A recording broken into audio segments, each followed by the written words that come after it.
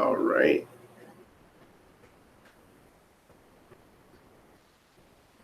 So let's go ahead and break this down a little bit, guys. Again, sorry for all the confusion on the live streaming. I'm hopefully going to get a little better at this, but this was something I did want to kind of jump into. I've been doing some research for the past couple of hours, just kind of leading up to this the Senate committee hearing, and I definitely wanted to get this information out to you guys and get your thoughts on it and see if you guys think along the lines of where I'm thinking of how this is going to affect cryptocurrency space. I don't believe this will be some kind of end all be all or, deciding factor as to where cryptocurrency may go, but I do believe it's a very important day for the future of Bitcoin, especially in the short term, coming on the heels of a very, very bear market and what a lot of people are referring to as a crash. So let's go ahead and dive into this here, guys. The first thing is the testimony from the chairman of Commodity Futures Trading Commission. He makes some very interesting statements that he's going to be, openly sharing with the committee, and some of them are, to me, pretty positive statements. Although both of the people that will be testifying are making some what some people may consider FUD. I don't believe it to be the case, but nonetheless, there are two sides of each coin here that people want to consider. So one of the first things is this first paragraph, which to me starts off and at a very good tone. At the outset, I would like to note that this hearing is timely, even fortuitous. Emerging financial technologies broadly are taking us into a new chapter of economic history.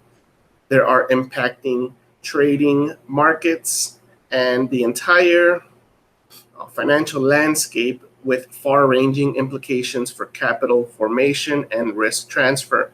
They include machine learning and artificial intelligence, algorithm-based trading, data analytics, smart contracts valuing themselves and calculating payments in real time, and distributed ledger technologies, DLTs, which over time may come to challenge traditional market infrastructure. They are transforming the world around us, and it is no surprise that these technologies are having an equally transformative impact on U.S. capital and derivatives markets. So basically, I think that that's a very good statement coming from him, especially as his opening. He's pretty much acknowledging that these emerging technologies are making history, and people will look back on some of these decisions being made by the government, and they will very much point to them as either turning points or significant points of progress based on what goes on from here. Paragraph 2, the more specific topic for today's hearing, however, is virtual currency. Broadly speaking, virtual currencies are a digital representation of value that may function as a medium of exchange, a unit of account, and or a store of value. Virtual currencies generally run on a decentralized peer-to-peer network of computers, which rely on certain network participants to validate and log transactions on a permanent public distributed ledger, commonly known as the blockchain. And I know I'm sure any of you guys are even interested in listening to this right now. pretty much understand what that means. He's just breaking it down more so to Congress, to the Senate. He's going to be explaining more, obviously, if they have questions after he makes this initial, presents this initial testimony. But some more of the, let's see here. So some more of the info that I think is, it's pretty telling on what their positions are here, would be, let's see, page 2. So this is another point of where he's kind of making a contrast of the good and the bad. So some of the bad that he mentions here is, others, however, argue that this is all hype or technological alchemy, and that the current interest in virtual currencies is overblown and resembles wishful thinking, a fever, even a mania. They have declared the 2017 heightened valuation of Bitcoin to be a bubble similar to the famous tulip bubble of the 17th century. They say that virtual currencies perform no social useful function, and worse, can be used to evade laws or support illicit activity. Indeed, history has demonstrated to us time and again that bad actors will try to invoke the concept of innovation in order to perpetrate age-old fraudulent schemes on the public. Accordingly, some assert that virtual currencies should be banned, as some nations have done. There is clearly no shortage of opinions on virtual currencies such as Bitcoin. In fact, virtual currencies may be all things to all people. For some, potential riches, the next big thing, a technological revolution, or an explorable value proposition. For others, a fraud, a new form of temptation and allure, and a way to separate the unsuspecting from their money. Pretty self-explanatory on the bad sides of it. We've very likely seen this with all of the altcoin ICOs that have popped up. You've got over 1,400 or 1,500 ICOs or coins on CoinMarketCap now. And very, very many of them, in my opinion, are what have been dubbed as shit coins, just projects that have, no kind of real backing, no use. They just, a lot of them maybe even gain popularity because just simply the name. Some name sounds cool, so people start to talk about it. The hype and fever, like he's mentioning here, is just pretty much something that is known, that I've come to learn is known as FOMO, fear of missing out, and which is something that's undeniable, something that has happened over the past couple of months. If you've been following this market since December of 2017, the tremendous, the tremendous uptrend, and then what a lot of people are right now calling the crash of Bitcoin pricing. So I'm going to just jump forward. There's so much here. I'm going to put a description in the link later. You can read the documents yourself, but I want to just jump forward to a couple of other things on page 4. So page 4, 5, and 6 is another thing that I believe is, in my opinion, pretty important. Pretty much, you have the authority of oversight of virtual currencies. So a lot of people seem to think that the government is not doing anything about cryptocurrencies or Bitcoin, and somehow they have this illusion that the government is just letting this continue, or that this is just not being watched in any way. And this couldn't be further from the truth. And when you dig a little bit deeper into these documents, you'll see, and of course, if you are going to watch the live stream of the hearings, you're going to hear him talk about this. And the the CFTC, in my opinion, and the SEC, they already have certain oversight.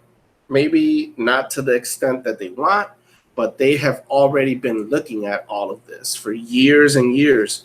I'm just going to read a little bit more of it. In 2015, the CFTC determined that virtual currencies such as Bitcoin met the definition of commodity under the CEA, that is the Commodities Exchange Act.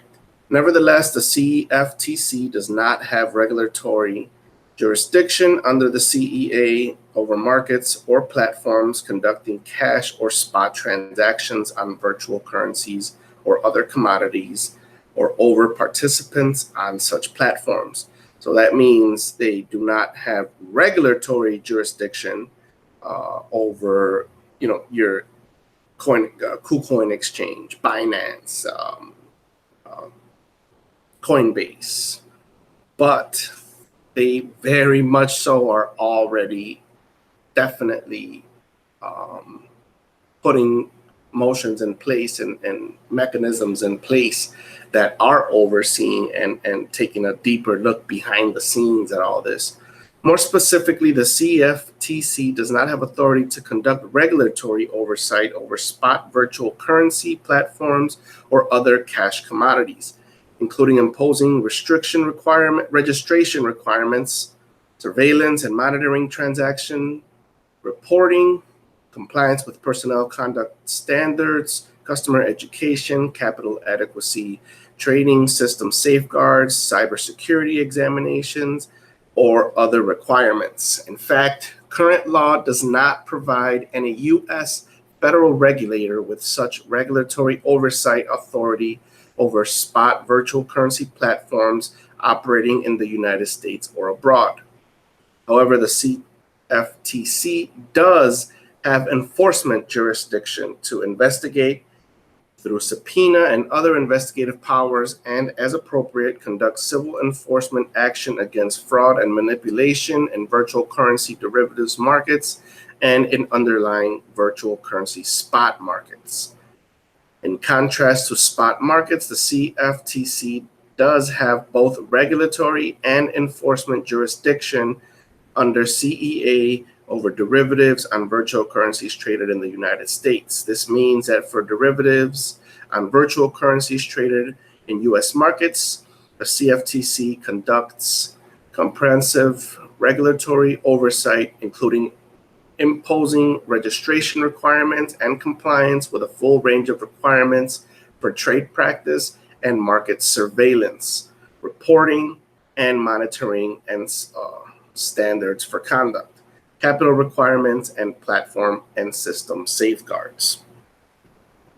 I think it's quite telling there, just pretty much from the description. I mean, it's very self-explanatory what he's alluding to. Of course, they have to be absolutely safe. They want to make sure that the people that are waiting on the sidelines, in my opinion, all of this capital and money that's just sitting there waiting to make a move, they want to be absolutely positively sure of what they're doing on their end so that they're covered, and what they're allowing on the market's end.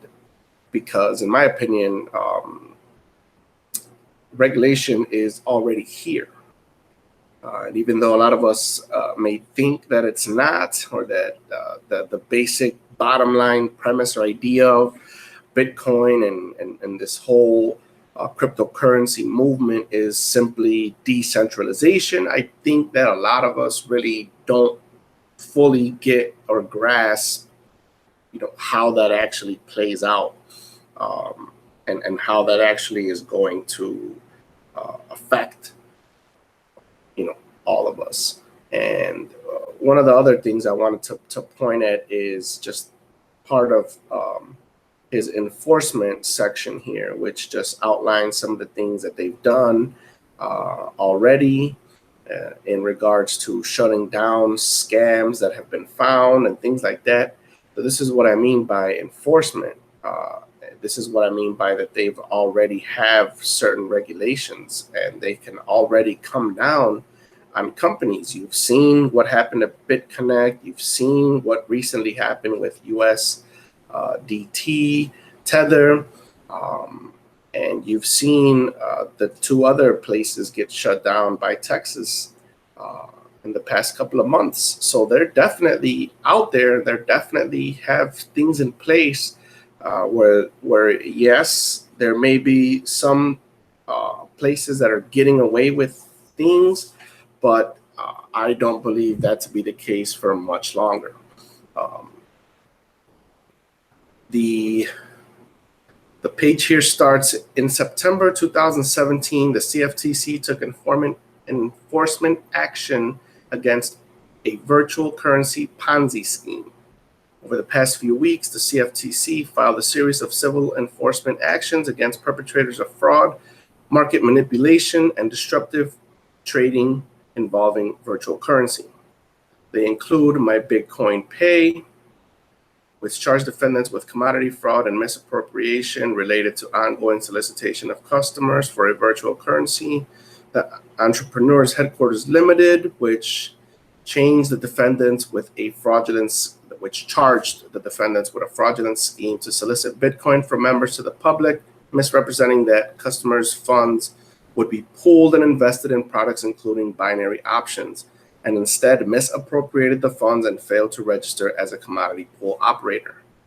Also, CoinDrop Markets, which charged the defendants with fraud and misappropriation in connection with purchases and trading of Bitcoin and Litecoin. These recent enforcement actions confirm that CFTC, working closely with the SEC and other fellow financial enforcement agencies, will aggressively prosecute bad actors that engage in fraud and manipulation regarding virtual currencies. I think that right there alone speaks for itself. They already are implementing their own mechanisms, and they are going to be seeking further expanded powers, in my opinion, based on what he's going to say in his testimony. That's what they're going to be seeking. Another page I was going to allude to here would be page 10. And you have, let's see, which one is it? Integrate potential benefits. So these to me are very good indicators of what side they want to fall on. So they definitely are not on the side of denying the technology or denying the benefits. This section here on this is page 11. I'm just going to read some of it briefly. I have spoken publicly about the potential benefits of technology underlying Bitcoin, namely blockchain or distributed ledger technology, DLT. Distributed ledgers in various open system or private network applications have the potential to enhance economic efficiency, mitigate centralized systemic risk, defend against fraudulent activity, and improve data quality and governance. DLT is likely to have a broad and lasting impact on global financial markets in payments, banking, securities, settlement, title recording, cybersecurity, and trade reporting and analysis. When tied to virtual currencies, this technology aims to serve as a new store of value, facilitate secure payments, enable asset transfers, and power new applications. Additionally, DLT will likely develop hand in hand with new smart contracts that can value themselves in real time, report themselves to data repositories, automatically calculate and perform margin payments, and even terminate themselves in the event of counterparty default. DLT may enable financial market participants to manage the significant operational, transactional, and capital complexities brought about by the many mandates, regulations, and capital requirements promulgated by regulators here and abroad in the wake of the financial crisis. In fact, one study estimates that the DLT could eventually allow financial institutions to save as much as $20 billion in infrastructure and operational costs each year. Another study reportedly estimates that blockchain could cut trading settlements cut trading settlement costs by a third, or 16 billion a year, and cut capital requirements by 120 billion. Moving from systems of record at the level of a firm to an authoritative system of record at the level of a market is an enormous opportunity to improve existing market infrastructure.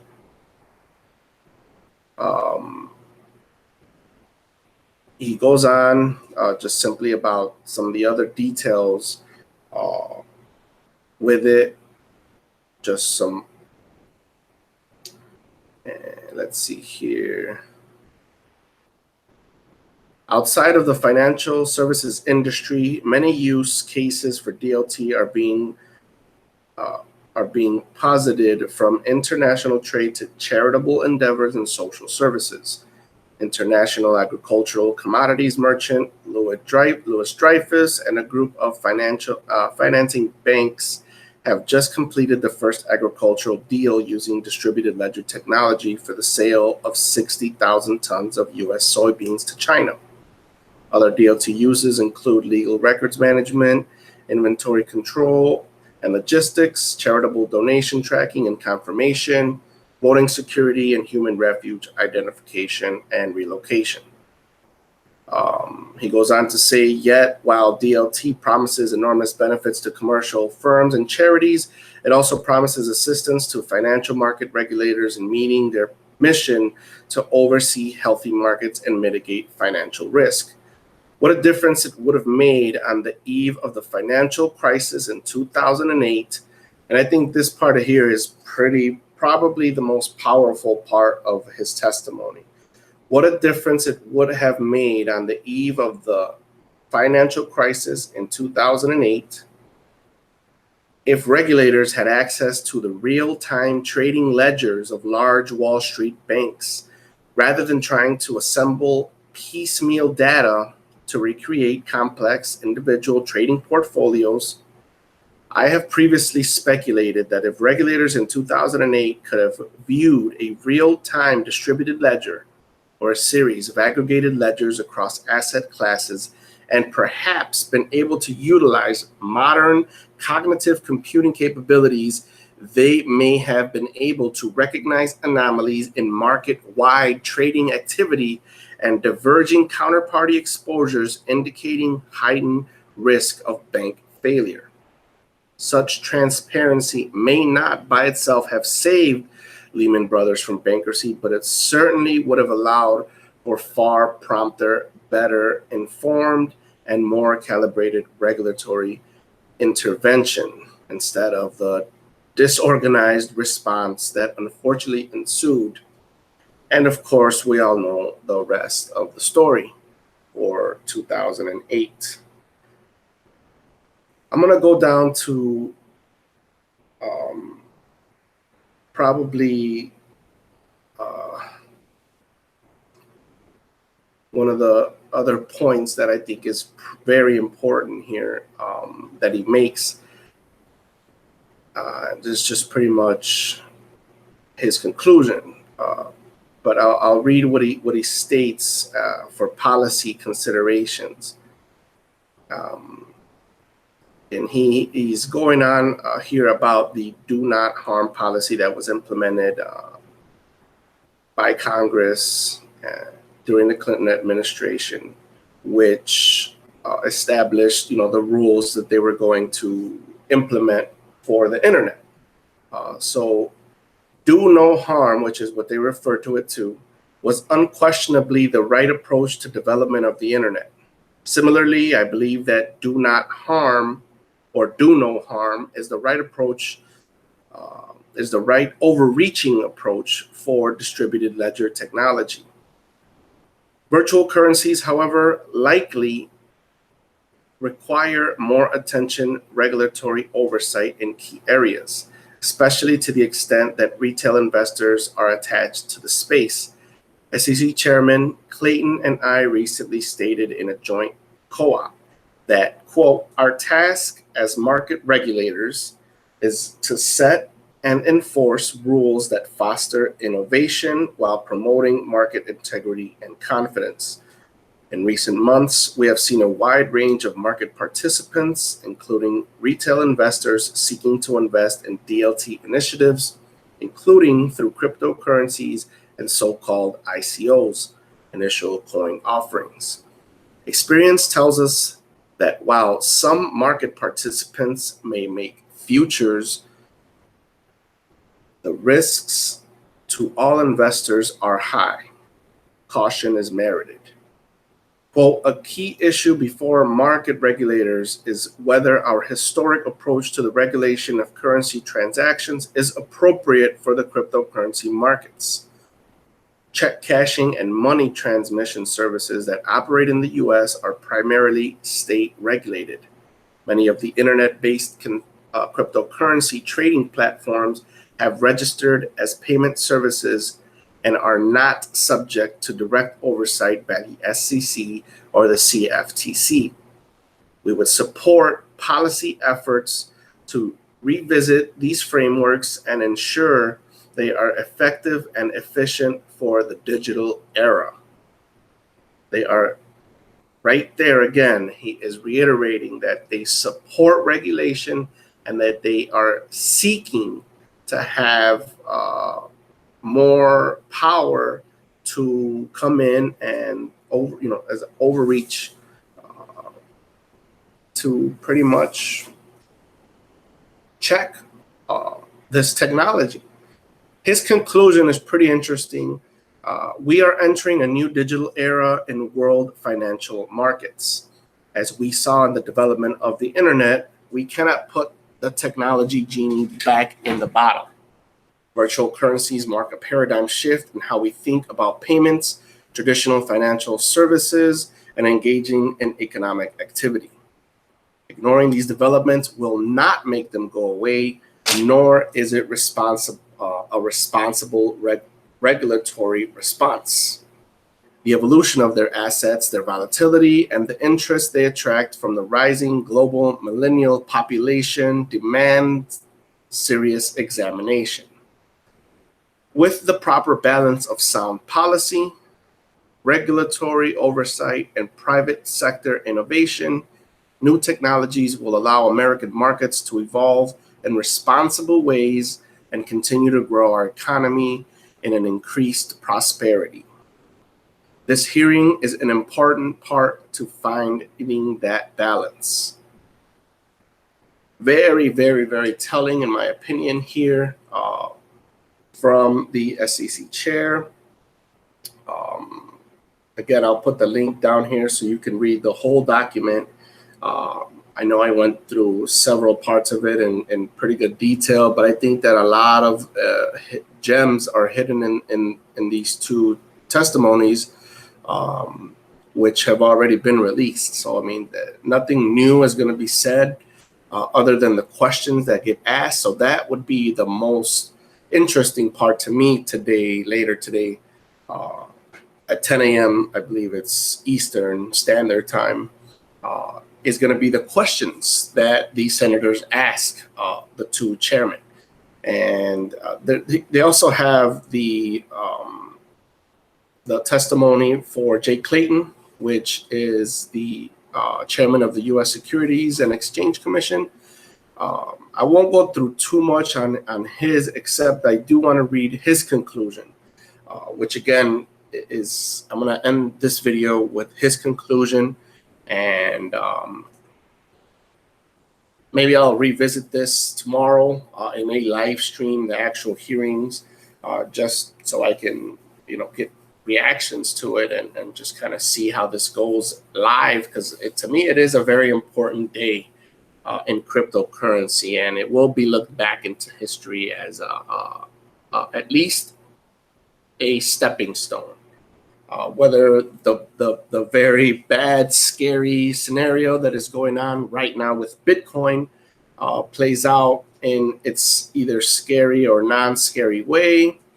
I'm sure none of you guys like to hear where we're at today specifically in the market, especially for Bitcoin, which let's face it, a lot of currencies, cryptocurrencies revolve around it, and it's undeniable just from the charts. When you look at them, they just follow an identical trend. When you're looking at charts, like Bitcoin chart and an Ethereum chart and a Litecoin chart, they're not identical, but they follow Bitcoin's trend, and it's undeniable for now. And until something major happens that changes that, that's going to be the reality.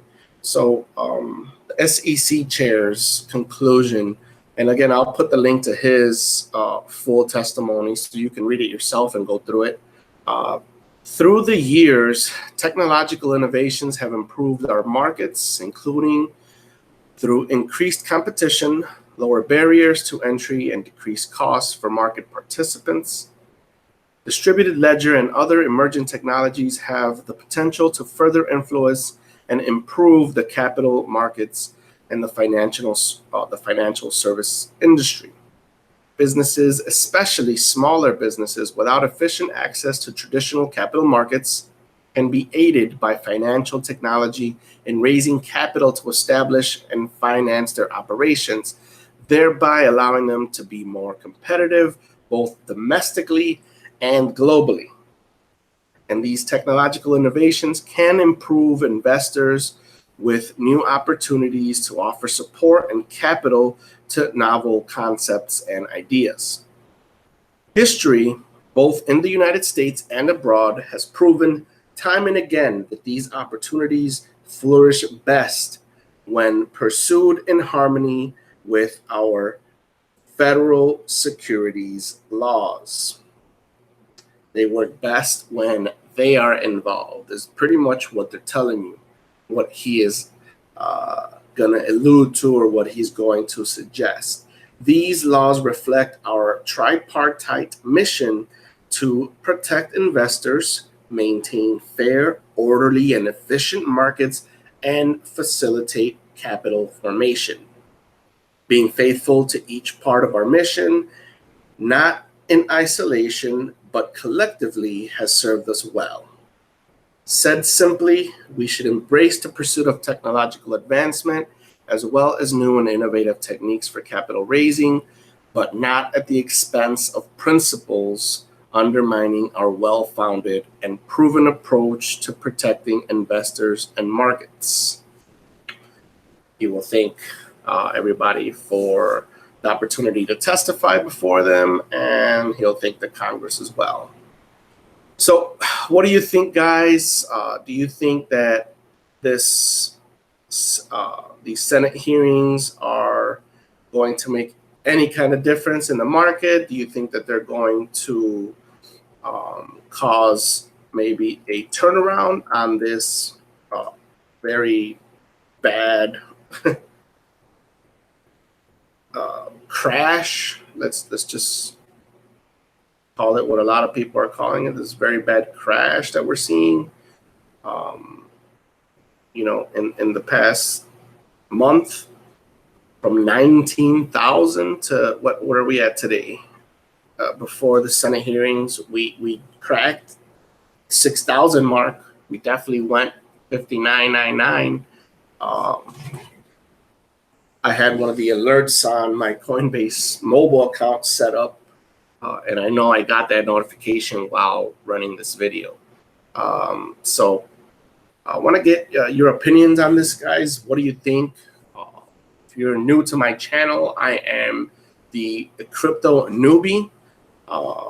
Just taking you guys on a ride that I jumped on in less than a month ago in the cryptocurrency space. And at the time, it was a very, very volatile time to get in. So I've been doing a lot of learning and a lot of research on my own time. And I hope that you guys enjoyed this video, and maybe it brought you a little bit of insight into what is about to happen here in less than 6 hours, I believe, at the U.S. Senate Committee on Banking, Housing, and Urban Affairs. Hopefully this brings some stability to the market for this year. A lot of fear, uncertainty, and doubt going around, a lot of panic selling, in my opinion. But there's also been a lot of shady activity as far as just, big fluctuations in volume and things like that. It's undeniable that there could be good signs that whales, as they call them, are out there. And that they are, manipulating the market. Such a volatile, violent trend from, 4 or 5,000 up to 20,000, and then back down to under 6. In my opinion, is a very crazy time for people that are not experienced at all, which probably 95% of people in the space aren't. And you just have to agree that that is ripe for abuse and ripe for much larger and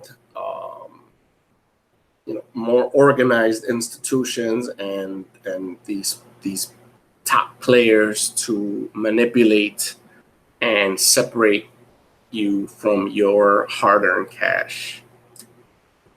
Thanks again, guys, for checking out this video. If you're new here, just go ahead and give me a subscribe, ring that bell if you'd like to see more videos. I'll be trying to make more simpler videos just on how to get on Coinbase, how to buy your first Bitcoin, how to make your first trade, things like that. I believe that there are a lot of people that are pushing a lot of technical terms and a lot of these charts and things like that, which is absolutely perfect. But I do want to try to bring a little bit of simplicity to it, and hopefully a lot of people could benefit from myself going through this and learning as I go.